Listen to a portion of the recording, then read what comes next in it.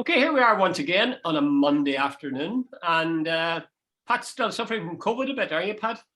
Yeah, Jude, I think I should get a bell and start ringing unclean, unclean. You retain your sense of humour to it anyway.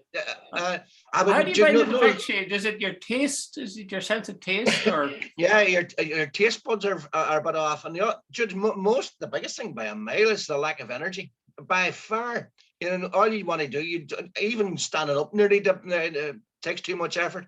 Now, I have trouble standing up at the best of times, but COVID certainly doesn't help.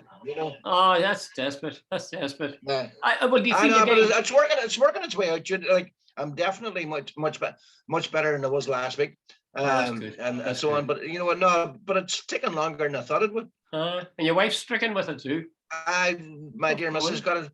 Everybody in the house got it. There was three of us. That was it. Yeah, doesn't bear thinking about, as far as I'm concerned. Yeah.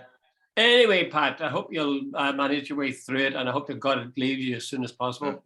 Okay, let's skip down to business here. And the first story we want to talk about is the one that caught your eye, this one of the Lurgan meeting and the Doug Beattie poster. Well, what were your thoughts on it? Jude, I thought this was a union of unity, or unity of the union meeting, and it was far from unity. It was Lurgan on Friday night. And anyway, bottom line was, before the meeting got underway, somebody had brought along a poster of Doug Beattie, the UUP leader, with a noose around his neck. Now, apparently, Jim Allister and Jeffrey Donaldson saw it and removed it and all the rest of it. But it was sort of indicative of there's not much unity and unionism about this whole thing about the protocol and what's going on, that somebody would come along with. It was actually quite intimidating. There were also apparently, now, Judah, I'm not 100%, but apparently one of the speakers, I'm not sure which one, referred to Beattie as a Lundy and all the rest. Now, from a unionist point of view, this is a man who wore the uniform of the British Army and served in the British Army and is a decorated soldier. So if you're going to have a guy who wears the uniform of your country, whether you agree with him or disagree with him, it's not the argument. To refer to him as a Lundy because he has a different point of view doesn't show much either respect or much unity. But that's the big point. I suppose the real point I'm making. The whole focus in this election come May the 5th is not in what's happening in nationalism. It's what's happening in unionism is all over the shop, and it's getting more so. And there's infighting and there's division and all the rest of it. So it's going to be very, very interesting to see where it all goes. Well, I can see how they would see Doug Beattie as being a Lundy, because he has said that he believes that these meetings are divisive and they're not doing unionism any favors. But you have to keep in mind who he's talking to. He's not talking to Jim Allister's TUV or even the DUP. He's got his eye on the alliance vote. So, of course, he's going to want to detach himself from that and not be associated with any notion of hardline, unthinking, totally pro or totally anti-protocol people. He wants to, present a softer image. And, of course, he's going to steer clear of that. It's sort of interesting to see how he has to get a balance the two.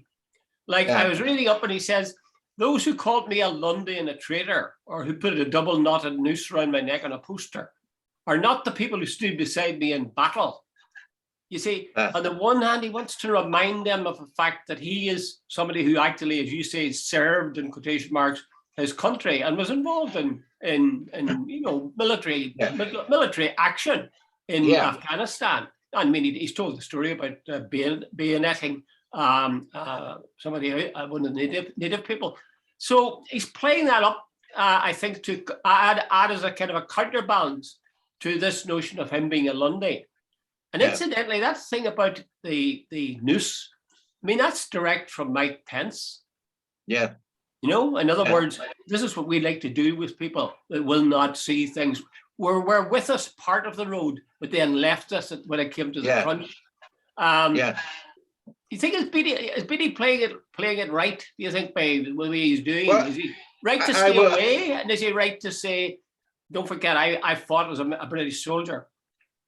Yeah, well, Judd, you know, I always find this thing about unionism. I think you've mentioned this point before.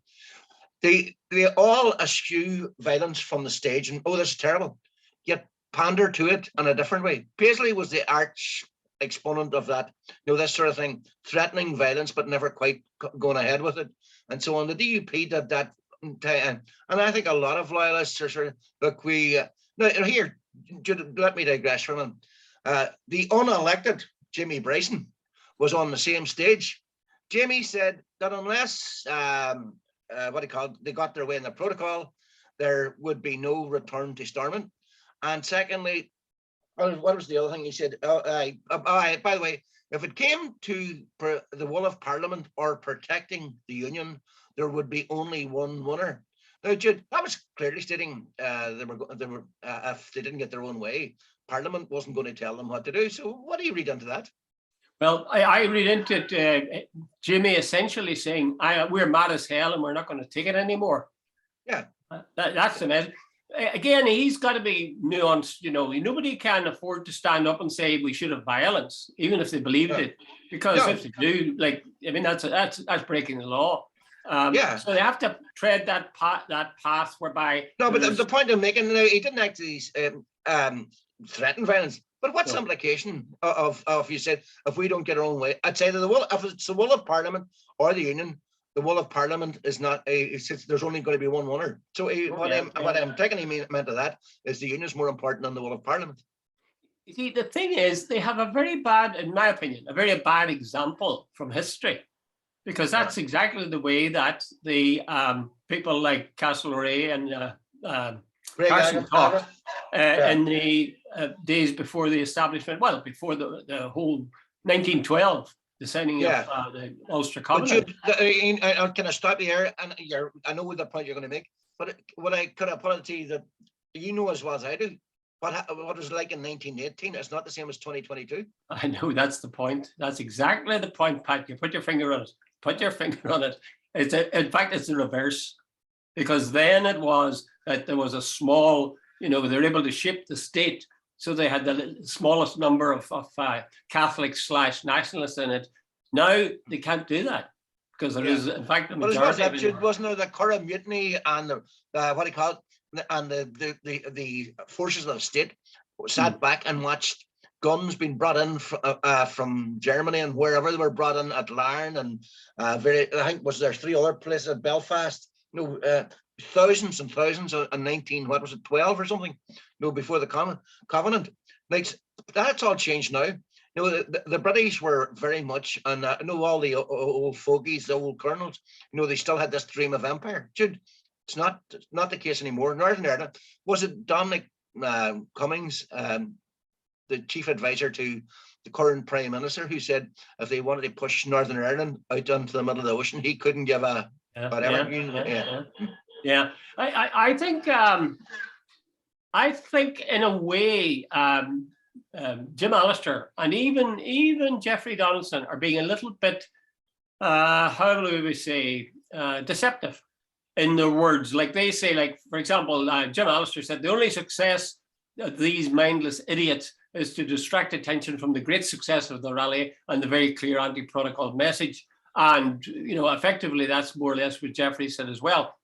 But, they must know, A, that it was quite likely some kind of thing like this would occur. I mean, it wasn't violence, but it was a threat of violence. And secondly, on just factual terms, somebody in that crowd, it wasn't that big a crowd, somebody would know how that poster got to where it was and who brought it. Exactly. There. They would know, but they're not going to look too closely. So it's really shrugging of the shoulders in a way by Jeffrey and Jim and saying, "Oh, nothing to do with me, Gov. It just happened." Judge, come on, you don't walk. Lurgan's not that big. You don't walk down a street with a poster of what he called Doug Beattie with a noose around his neck and nobody notices you. Yeah, exactly. Again, I find, are you optimistic for? I mean, as nationalists or Republicans, we would tend to admire Doug Beattie most, I think, in that he seems most reasonable, despite the fact that he was talking in a bloodthirsty terms about the thing that he did in Afghanistan. But do you think he's going to be rewarded or punished by the electorate for what he's done? The stand he's Well, remember Mike Nesbitt? I genuinely like Mike Nesbitt. In fact, he was sort of guy I could have done business with. But remember, he said the famous line, "Vote me, you get Colm. Vote Colm, you get me." That basically destroyed him in the eyes of unionism. So Doug Beattie, maybe Doug, the fact that he had worn the uniform, Jude, might give him some sort of credence or stability in terms of vote that Mike just didn't have. Well, I think that's what he's depending on, and that's why he's making these references in detail to his military past. I have a horrible feeling that unionism, when it comes to the crunch, will move to the right rather than to the left. It always does. Jude, it always does. I see Doug, and I didn't get a chance to read it, but he said that the DUP were playing their usual card, whipping up hysteria, and by claiming that right away that Sinn Féin, if they get into, will be looking for a border pool right away. Now, Jude, Sinn Féin have been looking for United Ireland since the foundation of the party, so it's hardly going. It's not new. So, but this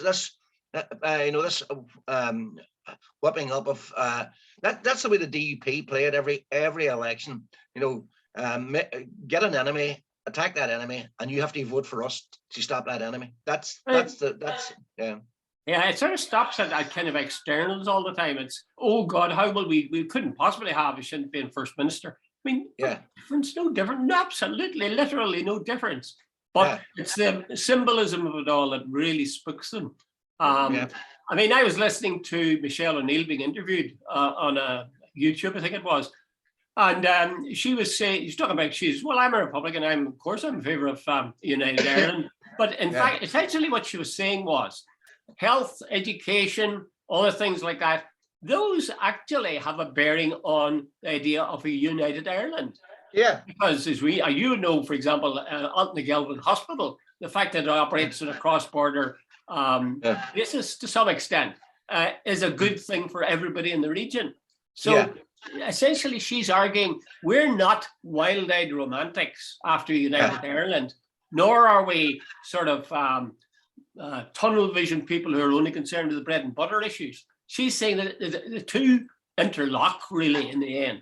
You're going to get we're seeing that with the protocol, ironically. It's because of the protocol, because of the free flow of goods, you're having economic success for quite a few businessmen. Some are having problems, but not by no means all. Yeah. Well, what they call it, some of the people are saying that the British economy, because of a whole lot of things, has dropped down by 4.5%. Northern Ireland's only, I think, dropped 2.5%. Now, that's not great, but they're saying one of the benefits is the protocol. It's a funny thing, and this has happened before. I'm surprised, no, not surprised maybe, but I'm disappointed that the business world, that part of the business world, I would say probably a majority of the business world in unionism won't speak out and say, look, we really are doing rather well out of this. We could maybe be doing better, but I'm telling you now, we're doing well out of this. None of them have spoken up. It was kind of like the Ulster Farmers Union at the time of Brexit and cross-border and so on. But I can understand that. Wasn't it the Farmers Union guy nearly got slaughtered because of support for the protocol? Like, Jude, if I was in the Protestant Unionist community, I don't know if I'd be speaking out in favour of it. When you stick your head above the parapet in unionism, it's sort of terrible, I mean, these guys aren't running for office, but yet they can't really speak out. Anyway, it's a sad sort of case, Maybe elections don't bring out the best in people. Anyway, we will see what we shall see. On the one hand, unionism tends to cohere when it comes to the crunch. On the other hand, it's hard to see this lot cohering because there are so many different. That's you've hit the nail exactly. It's what's going to happen come 5th of May. There's the churn in unionism. It's going all over the place. Like, I don't think anybody is paying the least bit attention to the SDLP or Sinn Féin. They don't. In fact, they don't have to really do anything. All the focus, all the spotlight is on unionism. Well, there's a spotlight also on the alliance. A lot of people are thinking that because of the churn in, as you say, churn in unionism, that the alliance will really benefit from this. which, well, it's hard to know as a nationalist or a Republican whether you would see that as necessary. I suppose it's a good thing in that it's rejecting the hardline unionist line. But I always fret a little bit about the Alliance Party. Anyway, let's move on to, I was going to say something lighter, but it's even more grim. And that is this book that Micheál Smith has written about the UDR. I forgot what's the title of it exactly? UDR Declassified. Declassified, very good, very good. Yeah. He's been looking through papers, I gather, then that have been declassified. Dude, apparently he spent 2 years looking through, and he went through something like 200 declassified papers, formerly confidential. And he said, "Hey, Jude, one had to laugh, and I read one, but do you know what the date that the UDR was formed? No. 1st of April. 1st of April. 1970. That's not fair, Pat. That's not fair. I know, but Jesus, come on, Jim. Speaking of somebody who was born on the 12th of July, that's. Well, you have no room to talk. But when I read the 1st of April, I thought, Jesus, how appropriate or how apt. Anyway, here's the thing, Jim. The UDR was basically formed out of the ashes of the B Specials. Now, Jim, I've never got this. They disbanded the B Specials and formed the UDR. One was a militia. What was the second? But the whole thing, Smith says he did this 2 years research on this, and he says the level of collusion was off the scale, basically. He said, well, and the knowledge of collusion went right up to the very top. I presume to Thatcher and Heath and anybody. He says, even it was formed in 1970. By 1971, there was already less than a year, there were already serious allegations of collusion. Dude, I don't even know where to start. Apparently the number of weapons that went missing from UDR armories or from private individuals. Oh, I lost my gun, and it made their way to loyalists, paramilitaries. And they said Smith makes the point that the level of criminality involved in the UDR was off the scale. Dude, at one stage there was something like 120 of them in jail, and 17 or 18 of them charged with murder. Yet this wasn't private murder, so to speak, presumably. They were UDR by day, UVF and UDA by night, and and they deliberately these guys what would you call them? The establishment, the officers of the British Army made sure that they didn't say they were members of the UDR when they appeared in court on private murders, because they didn't want their reputation.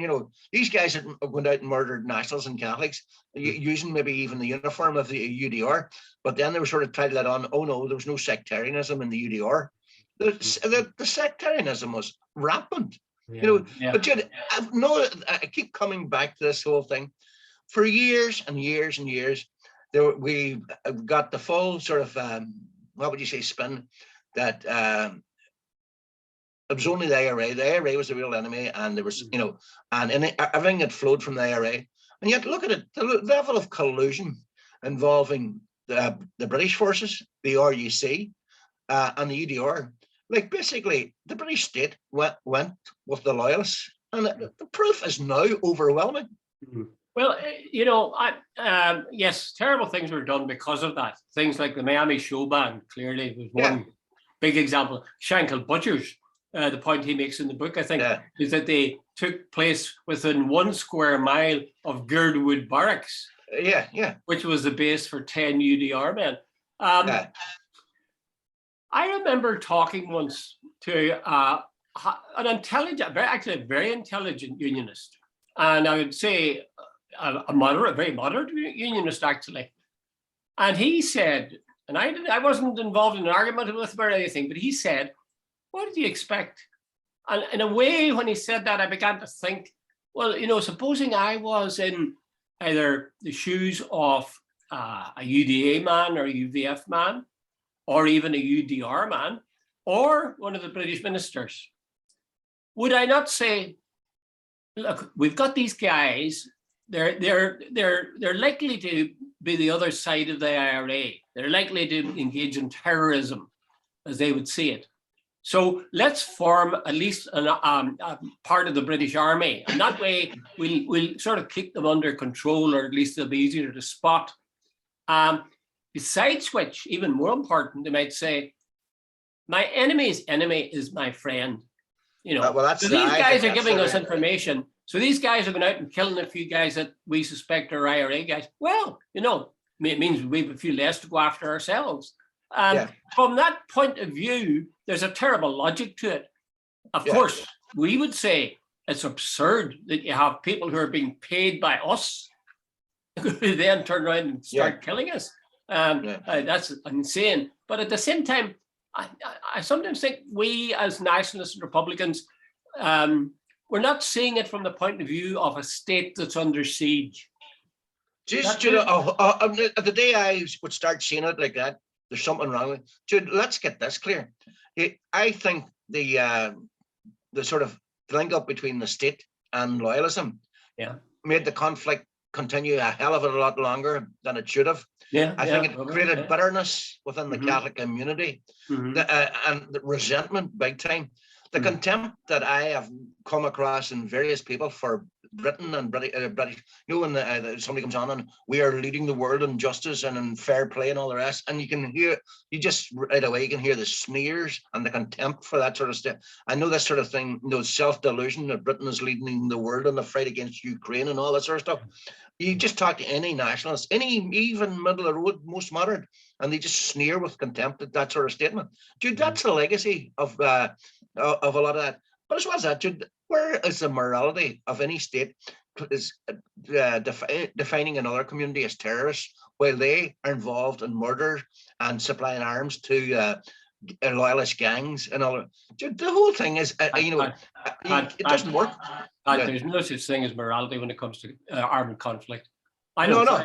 That's a terrible thing. I agree totally, but Jude, if you're going to be the state and you're supposed to be acting as the good guy, the way they used to claim that they were holding the ring and they were keeping the good guys.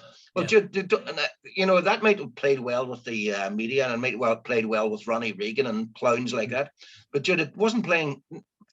I defy you to get me any nationalists who didn't believe that the UDR and loyalism were part and parcel of the same group, and that the British Army was working hand in glove with loyalism.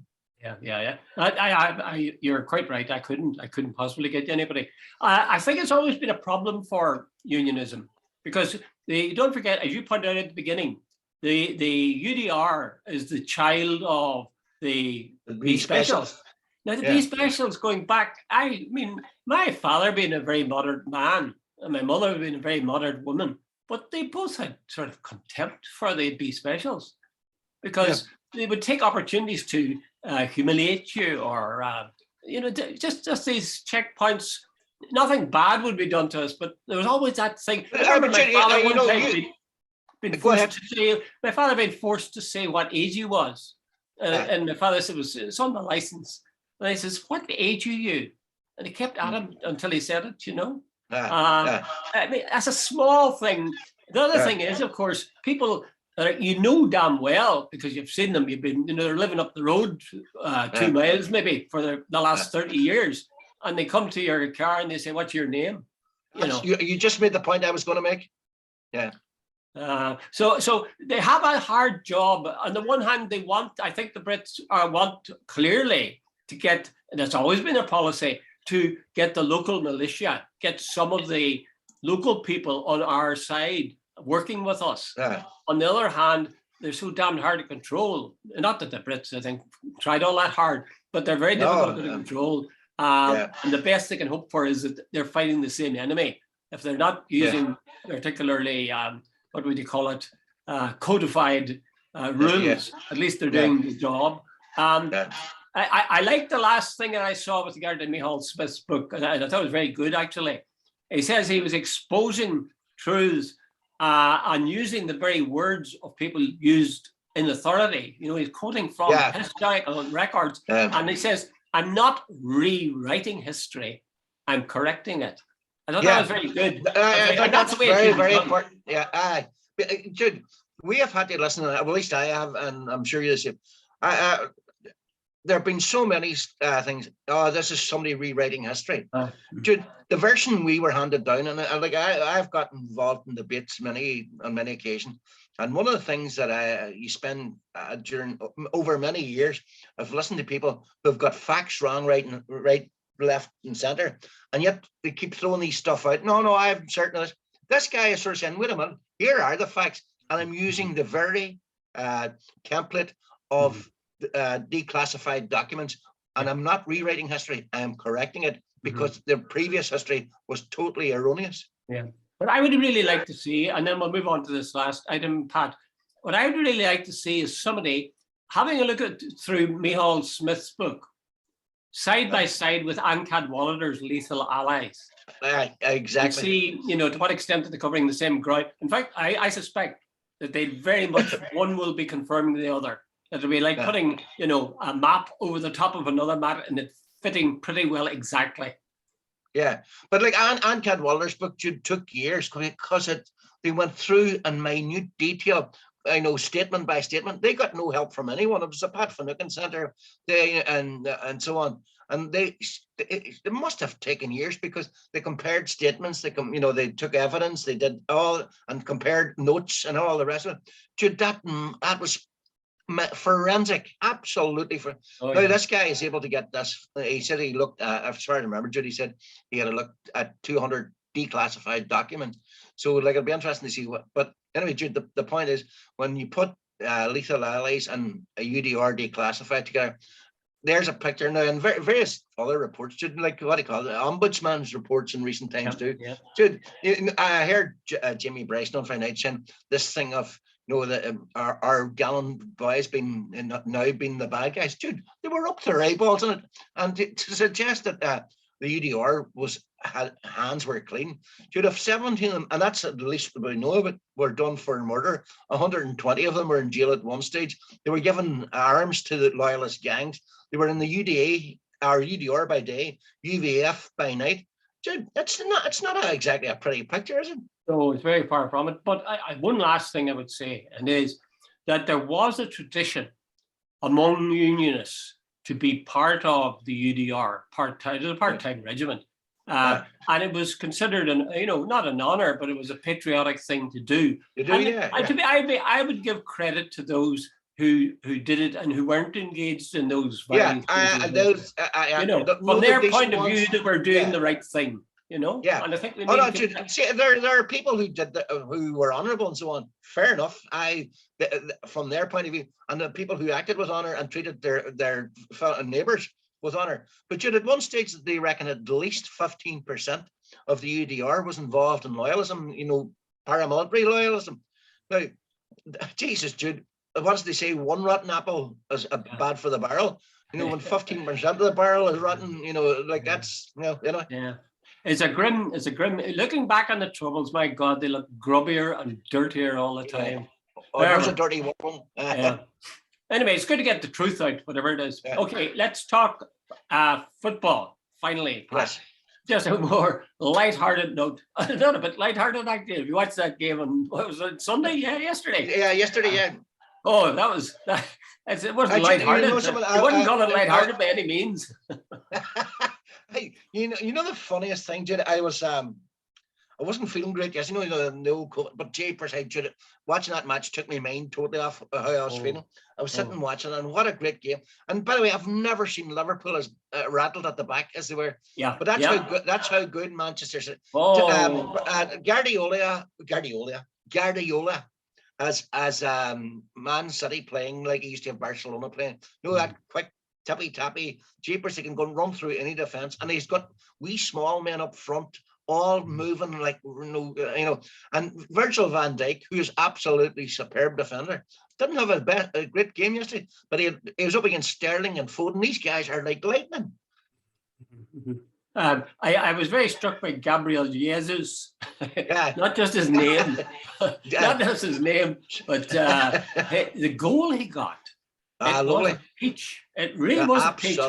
I feel sorry for him, because before he came to Man City and there was just talk about him coming, I remember going onto the YouTube and seeing the whole series of clips of him in different games. God, he was brilliant. But then he came and he hasn't, the truth is he hasn't been a big success at Man City.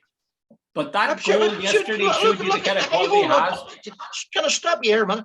Remember Jack Grealish, the star of Aston Villa? And he couldn't even get on the Manchester City team. It must be an absolute shock to his ego and his psyche that, here was the star man on Aston Villa, the team captain, the whole team built around him, and he can't even get on the Man City team. I think, you see, the thing is that I think that is the way it is with both Liverpool and even more so with Man City.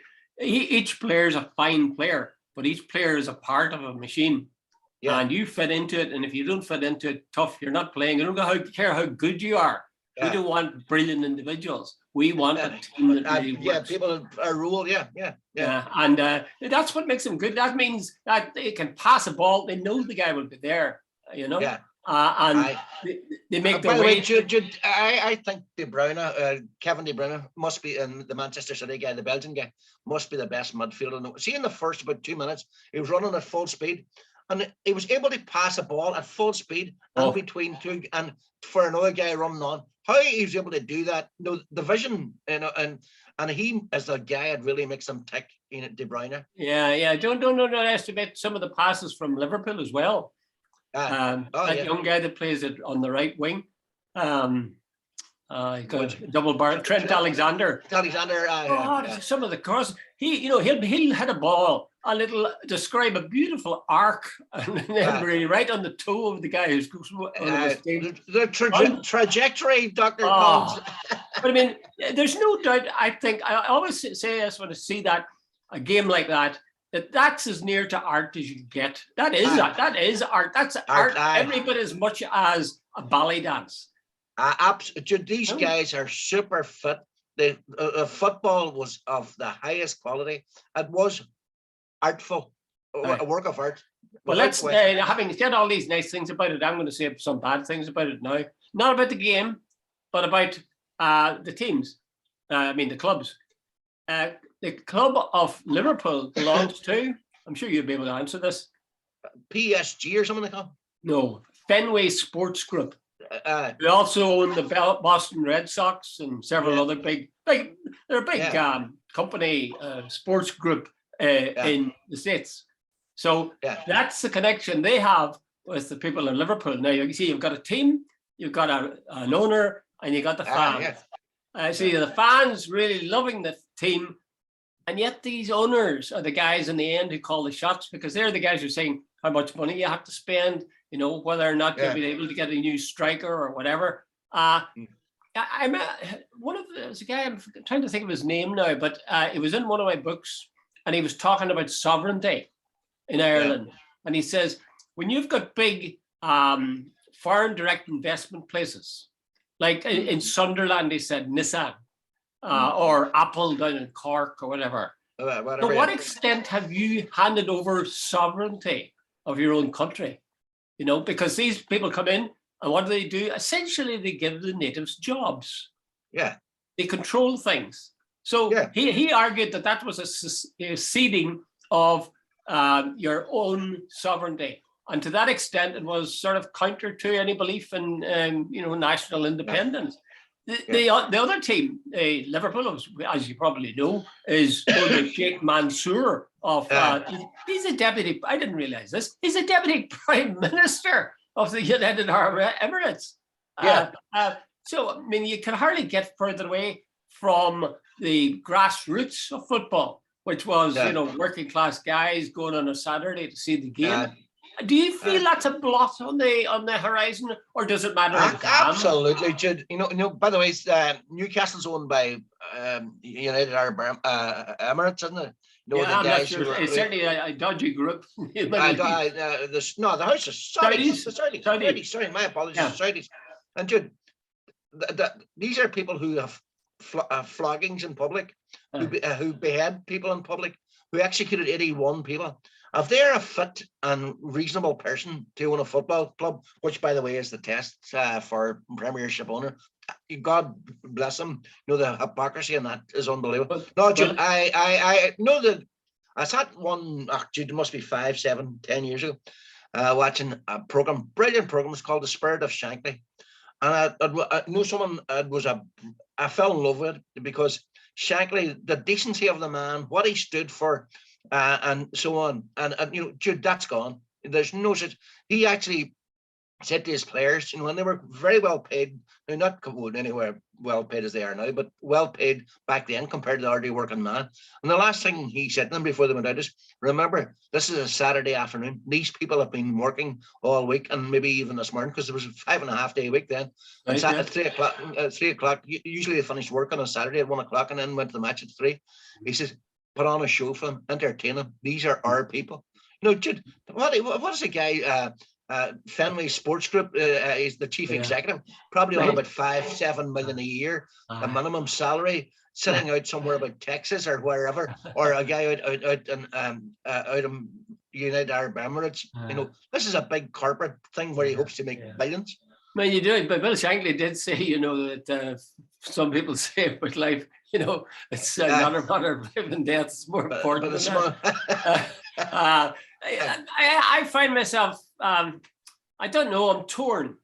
I almost leave aside the sovereignty thing because I think they're right, but maybe that's the world we live in, and we've got to be glad that there is foreign direct investment, whether it's sport or anything else. Yeah. And I'm glad I just sort of cut that off and I look at those games like yesterday, the occasional game like yesterday, and say, oh God, isn't it wonderful? Whatever the roots of this, it is great that this exists, you know, just terrific. However, there is a thought in my mind. Now, it may not be the case anymore, but by and large, most of the guys at those games would be sort of, well, they must have a few bob because the tickets are fierce. Very, very expensive. But they're not what you would call polite middle class, most of them, judging by the chants. So is there an element of bread and circuses here? In other words, keep the hoi polloi amused. Get them passionate about their football team, and they won't start getting passionate about their politicians. Jude, that's a whole culture of sociological study, and very cynical as well. Jude, there's probably an element. I'm not sure. I think there's an element of that, you know. I think there probably is as well. In fact, I would go along a lot of the way with that. But you know, football is what has someone said one time? I remember reading a sociological article where somebody suggested that football had replaced war for many cultures.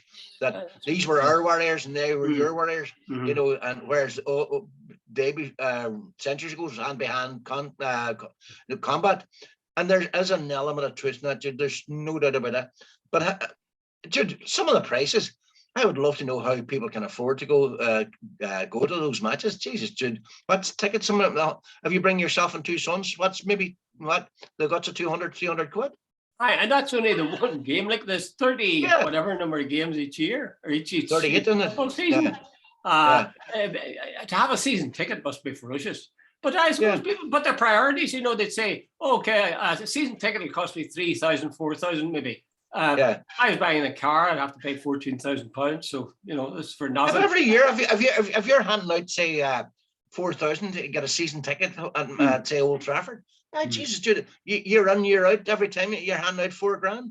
I know. But balance that with the pleasure that's there, the passion. I mean, when you just look at the faces, never mind the footballers, look at the faces of the guys in the stands when their team scores. Or better still, their team wins. Those guys are in ecstasy. I mean, it's absolutely. It's like you know the Bible where the disciples came down the mountain with Jesus and their faces were shining with what they had seen up there. That's what I often think. You know, with those footballers and more so with the crowd, they are just. This is a moment of undiluted joy. Now, there's not many things in life give us that. By the way, we're going to wrap up, but I'm going to leave you with this thought.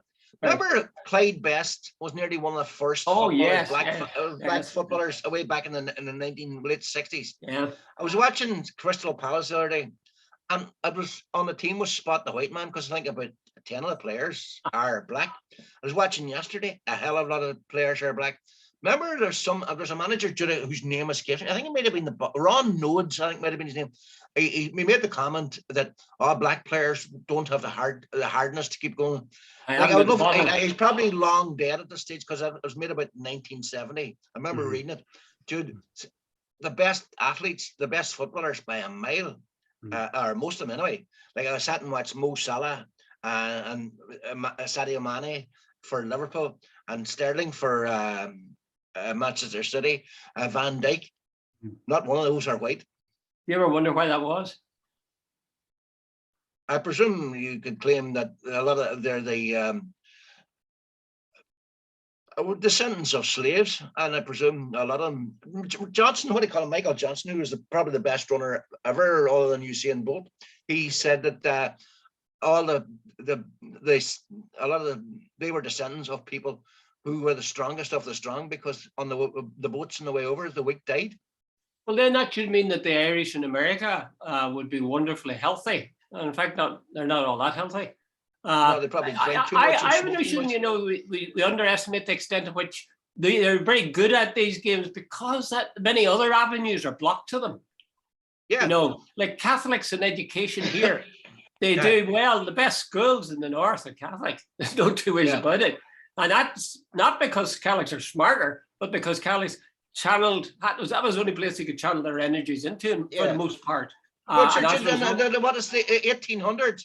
A lot of the world boxing champions were Irish. John and John L. Sullivan, because they were hungry. They had and even if they were getting their head beaten off, they knew that if they didn't win, that they wouldn't be eaten. So that was the way it was. But you'd like to think that would. I suppose it must do too. That when you're cheering for a team, and your team is largely composed of people who are black or a different color of white skin from white, that would help you to get rid of whatever damn prejudices you're carrying around. You would hope so. How could you be booing people after you've seen Van Dijk play a game? Absolutely. Or Mo Salah, who I think is absolutely brilliant. The other thing, I just leave you with this thought.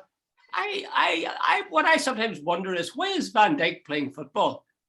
The guy has a profile of a movie star. He looks so good looking. Big guy.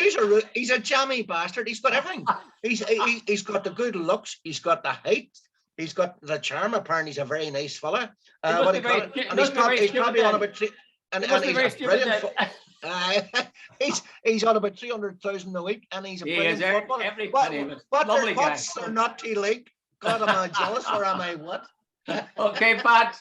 All the best, Jude. See you at the end of the week. Good luck.